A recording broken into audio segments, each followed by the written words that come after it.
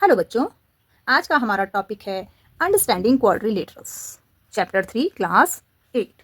तो सबसे पहले हम समझते हैं कॉन्वेक्स एंड कॉन्केव पॉलीगन्स क्या होते हैं। तो सबसे पहले इसमें है पॉलीगन्स। सो पॉलीगन्स क्या होते हैं? पॉलीगन्स हम उन कर्व्स को कहते हैं जो लाइन सेगमेंट से बने होते हैं और क्लोज्ड होते हैं। आप यहाँ पर देखेंगे ये लाइन सेगमेंट से बना है और क्लोज्ड है। ये सभी क्लोज्ड कर्व्स हैं और लाइन सेगमेंट से बने हैं, इसलिए हम इनको पॉलीगन्स कहते हैं। ये जितने भी कर्व्स यहाँ पर हैं ये पॉलीगन्स नहीं हैं। इसमें भी लाइन सेगमेंट्स हैं, लेकिन यहाँ पर देखिए ये ओपन है और यहाँ पर लाइन सेगमेंट्स एक दूसरे को कट कर रहे हैं, इसलिए हम इनको पॉलीगन्स नहीं कहेंगे। ओके, नेक्स्ट है convex polygons and concave polygons.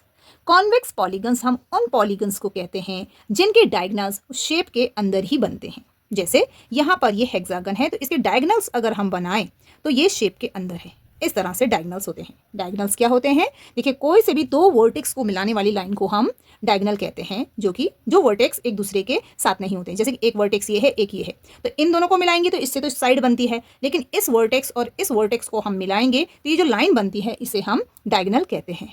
तो जितने भी कॉन्वेक्स पॉलीगन्स होते हैं उनके डायगोनल्स उस शेप के अंदर ही बनते हैं, यानी कि उस पॉलीगन के अंदर ही बनते हैं। ओके, कॉन्केव पॉलीगन्स में सभी डायगोनल्स पॉलीगन के अंदर नहीं बनते। जैसे कि ये एक डायगोनल है, ये एक डायगोनल है, तो आप देखेंगे कि ये जो डायगोनल है ये इस पॉलीगन के बाहर बना है।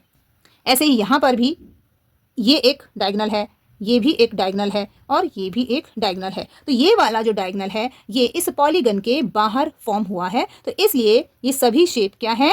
Concave polygons. आप इन्हें ऐसे भी पहचान सकते हैं कि इन शेप में एक केव बनती है, यानी कि गुफा जैसी बनती है, तो इसलिए हम इनको कॉन्केव पॉलीगन्स कहते हैं।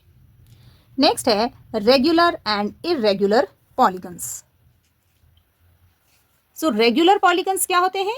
ऐसे पॉलीगन्स जिनके सारी साइड की लेंथ इक्वल होती है उन्हें हम रेगुलर पॉलीगन्स कहते हैं। जैसे यहाँ पर ये ट्रायंगल है, इस ट्रायंगल की तीनों साइड इक्वल लेंथ की हैं। ये जो आप कट का निशान देख रहे हैं इसका मतलब है कि इन तीनों की जो लेंथ है वो इक्वल है। यहाँ पर एक स्क्वायर है, इसकी भी चारों साइड इक्वल है। ओके, इसी तरह से ये पेंटागन है, ये हेक्सागन है, तो इनकी सारी साइड्स इक्वल लेंथ की हैं, इसलिए हम इनको कहते हैं रेगुलर पॉलीगन्स।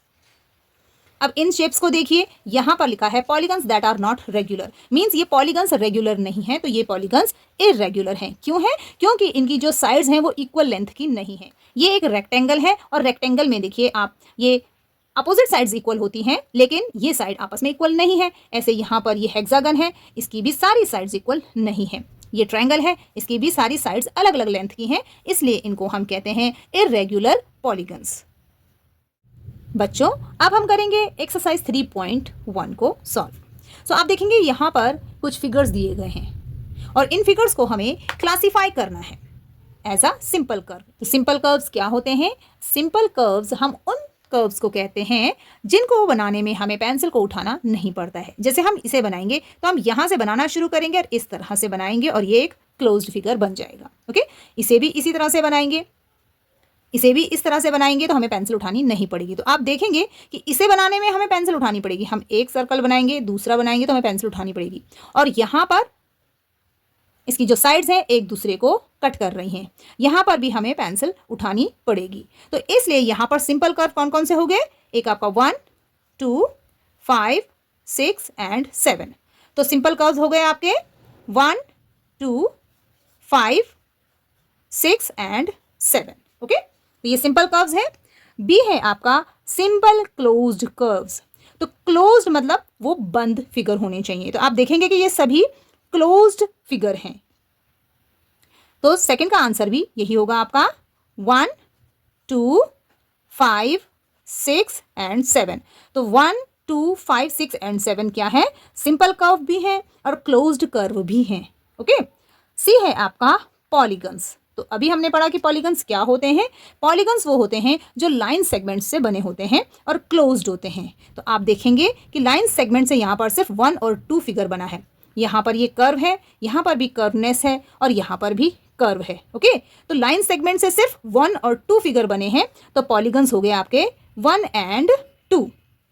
कॉन्वेक्स पॉलीगन क्या होते हैं? कॉन्वेक्स पॉलीगन वो होते हैं जिनके डायगोनल्स उस फिगर के अंदर बनते हैं। जैसे कि यहाँ पर ये है, इसके डायगोनल्स बनाएंगे हम इस तरह से, तो ये इस पॉलीगन के अंदर बने हैं, तो ये हो गया आपका कॉन्वेक्स पॉलीगन। ओके, तो इसका आंसर हो जाएगा आपका 2। ई है आपका कॉन्केव पॉलीगन। तो कॉन्केव पॉलीगन क्या है? ये है कॉन्केव पॉलीगन। क्यों है? क्योंकि इसका एक डायगोनल इस पॉलीगन से बाहर बनता है, इसलिए ये कॉन्केव पॉलीगन है। या आप इस तरह से भी देख सकते हैं कि इस तरह से एक केव बन रही है इस फिगर में, तो ये कॉन्केव पॉलीगन है। तो ई का आंसर क्या हो जाएगा? ई का आंसर है आपका 1, मीन्स फिगर 1 कॉन्केव पॉलीगन है। ओके, नेक्स्ट क्वेश्चन है what is a regular polygon? State the name of the regular polygon of 3 sides, 4 sides and 6 sides. तो चलिए इसे बोर्ड पे सॉल्व करते हैं। सो क्वेश्चन 2 में है व्हाट इज रेगुलर पॉलीगन? तो रेगुलर पॉलीगन क्या होता है? ऐसा पॉलीगन जिसके साइड्स की लेंथ इक्वल होती है उसे हम रेगुलर पॉलीगन कहते हैं। सो रेगुलर पॉलीगन बताना है आपको 3 साइड्स वाला।